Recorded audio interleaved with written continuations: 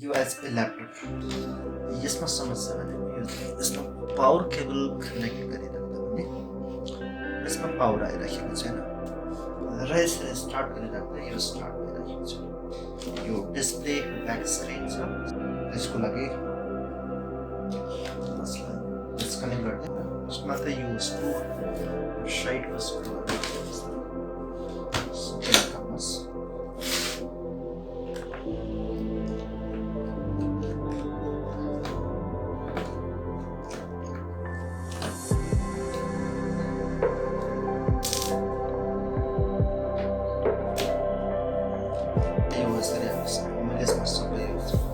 Screw निकालिसकेको छ। यो side थोरै यसरी हाल्नुहोस् र थोरै यसरी हाल्नुहोस्।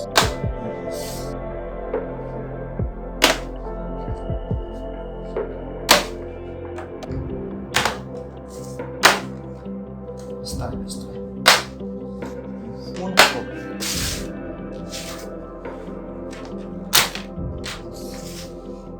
यसरी निकाल्ने।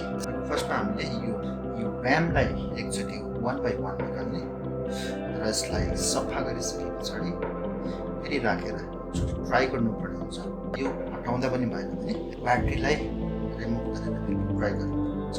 यो ऱ्याम निकाल्नको लागि दुवै साइडमा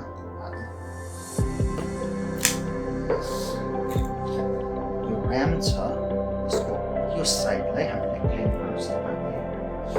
लेजरले यस्तो यस्तो सफा गर्नुभयो सफा गरेर यसलाई मैले फेरि यसलाई राखेँ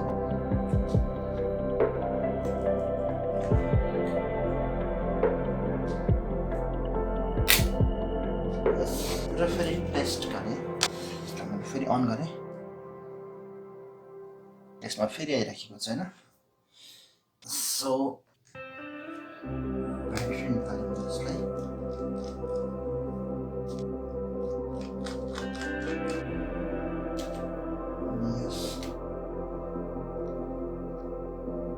ब्याट्रीलाई एकचोटि यसरी निकालिसकेपछि यो पावर बटनमा 30 सेकेन्ड्समा प्रेस गर्नुहोस्। 26, 27, 28, 29, 30 यस यति गरिसके पछाडि यसमा मैले पावर केबल कनेक्ट गर्दै यस स्टार्टमा प्रेस गरेँ। प्रेस गर्दा पनि यो स्टार्ट भएको छैन। यो ऱ्याम र यो सिमोस ब्याट्रीलाई रिमुभ गर्नुहोस्। यो सिमोस ब्याट्री निकाल्ने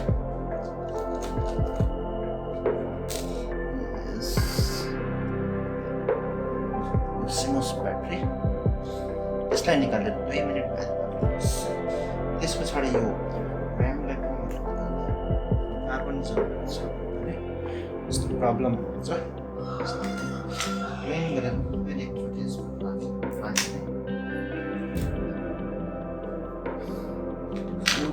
मैले यसलाई क्लिन गरिसकेको छु।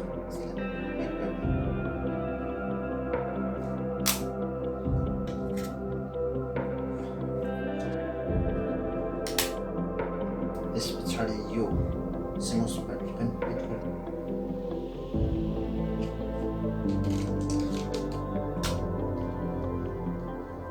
ब्याट्री यस पछाडि एकचोटि पावर केबल कनेक्ट गर्नुहोस्।